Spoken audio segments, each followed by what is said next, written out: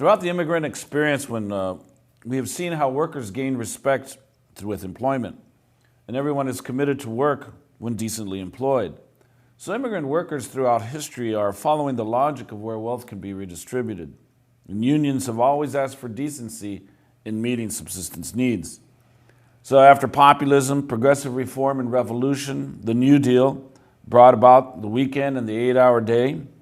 Both the New Deal and, as we shall see in this presentation, the civil rights movement's creation of Johnson's society is going to guarantee that redistribution. Now, every immigrant community that is now part of the American social fabric developed strategies to improve the immigrant community's struggle to survive. A sense of awareness and a commitment to immigrant rights and responsibilities have always been part of the naturalization process. And as we have learned from previous presentations, Mexican communities in the U.S. became homes to Mexicans moving north throughout the 20th century. What was once migration historically, the movement north became immigration politically. And as U.S. corporations optimized their power in Mexico, labor forces tied to U.S. interests necessitated movements of populations north. Back then and today, the economic development of the U.S.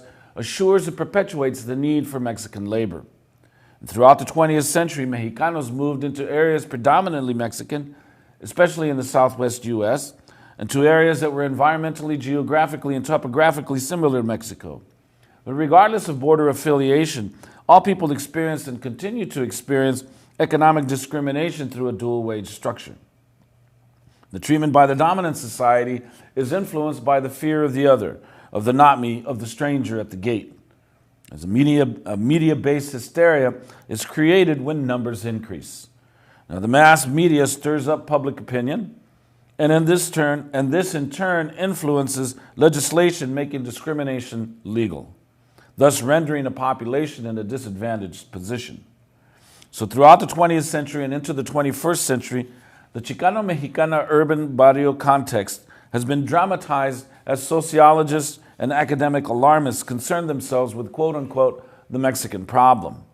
So every generation's recruitment or experience with recruitment and then deportation is crucial to understand because it reveals the cycles of change that will continue to the present day.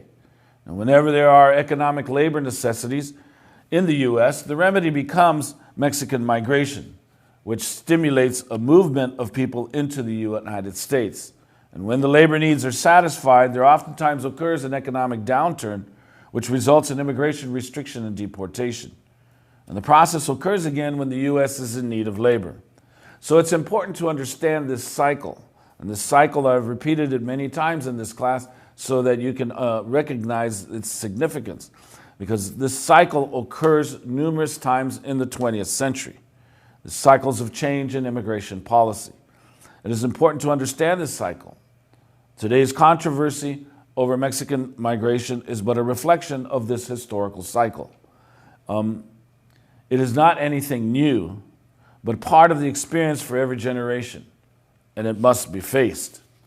So let's go and revisit President Herbert Hoover's repatriation program, because Mexicans are going to be blamed for America's ills as the Great Depression took place. And remember, what I want to do is I want to rehearse this cycle, because it appears in the form of repatriation. Then there's the Bracero program and Operation Wetback. And I've covered that before, but I want to understand this cycle. It's very important to appreciate this particular cycle. So right now, we're going to take a look at Democracy Now! Assessment of the repatriation program. In the 1930s, more than 1 million people residing in the United States were deported to Mexico. Some estimate as much as 60% of them were U.S. citizens of Mexican descent. In 2003, then California State Senator Joe Dunn held hearings in Sacramento where survivors gave testimony about what happened to them during the forced expulsions, which the government called repatriations. This is Senator Dunn stressing the importance of the hearing. The idea from which this nation was born was the promise to all of liberty and justice. Today we examine a tragic part of American history where we betrayed the justice part. of that promise. And a betrayal that affected a staggering number of individuals. By some estimates, almost 2 million individuals were deported from the United States in the 1930s. Some estimate that almost 60% of those that were deported were United States citizens. And they were deported for but one reason. They just happened to be of Mexican descent. The state of California went on to issue a formal apology for its role in the expulsions and built a memorial in downtown Los Angeles to commemorate the victims. But many fear that history is now on the verge or repeating itself already. For more, we're going to Los Angeles, California, where we're joined by the preeminent scholar on this often overlooked chapter of American history, Francisco Balderrama, professor of American history and Chicano studies at California State University, Los Angeles. He's the co-author of the book, Decade of Betrayal, Mexican Repatriation in the 1930s. Professor Balderrama, thank you so much for joining us.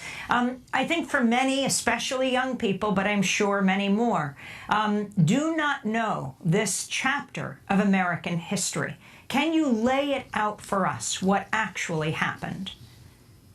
You're right that it's largely not known, and that's in the larger American society, the Mexican nation, as well as in the Mexican community itself.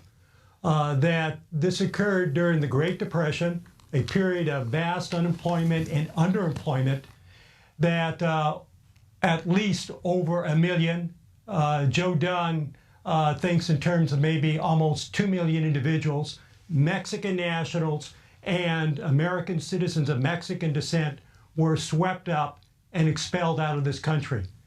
And it covered the entire United States, from Alabama and Mississippi to Alaska, from Los Angeles to New York. This mass expulsion occurred. And of a population that included Mexican nationals, many of them that had lived in this country 20, 30 years. But increasingly important is the 60% or more of American citizens of Mexican descent. In other words, what occurred here was unconstitutional deportation.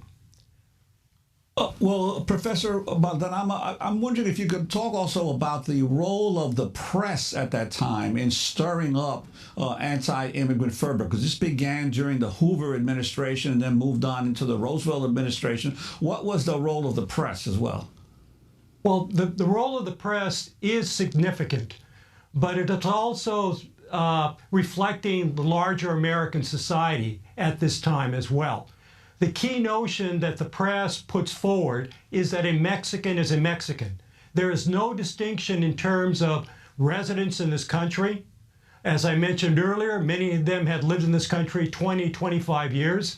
Most of them were documented. Most of them had papers. And that their children that were born in this country were U.S. citizens. No distinctions made.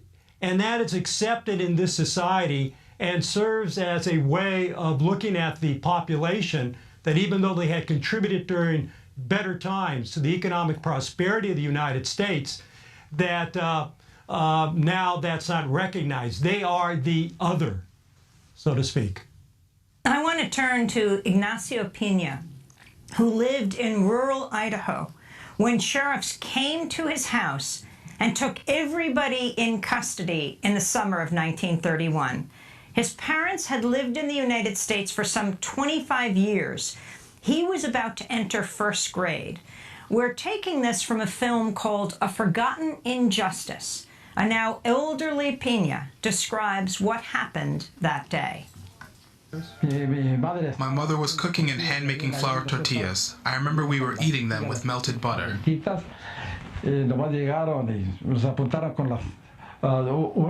all of a sudden they arrived. They pointed their guns at us. One officer was standing outside, the other one was inside, and they said, "Come on, let's go, come on." And my mother would ask, "Where?" "No questions, come on, out." No question, come on, out.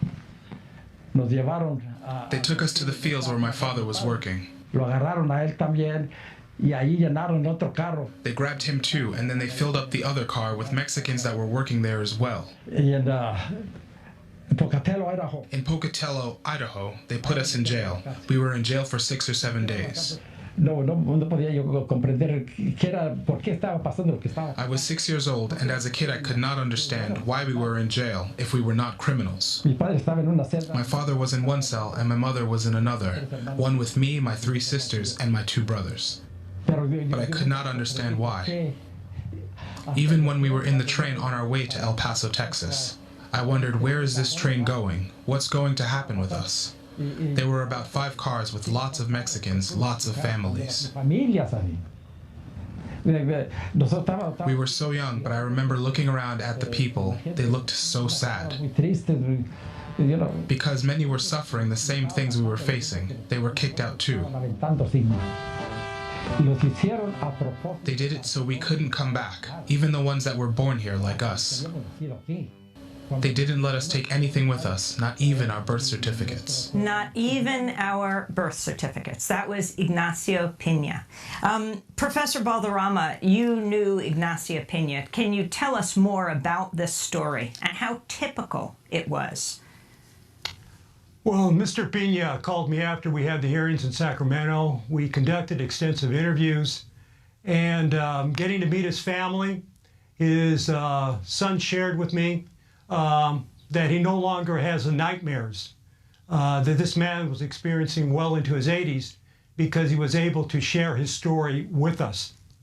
Mr. Pina, who's recently deceased, became an activist in regards of the Apology Act and the erection of the memorial here in Los Angeles.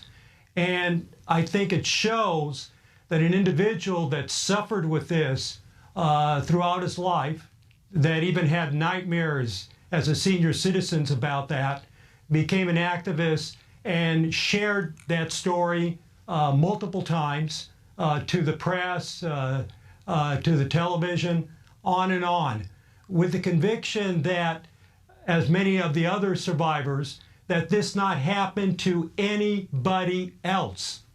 When he said that, and the other survivors, not to happen to anybody else, he just doesn't mean people of Mexican descent or Latino descent.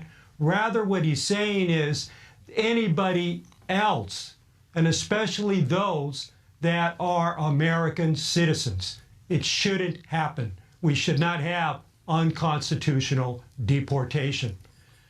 And Professor Balderrama, you've specialized in the mass deportations of the 1930s, but that was not the last of these deportations, right? In the 1950s, there was Operation Wetback under the Eisenhower administration, and of course, during the Bush years and into the Obama years, there were the mass deportations that occurred. It seems every time there is an economic crisis in the United States, the first reflex is to start mass deportations of the other.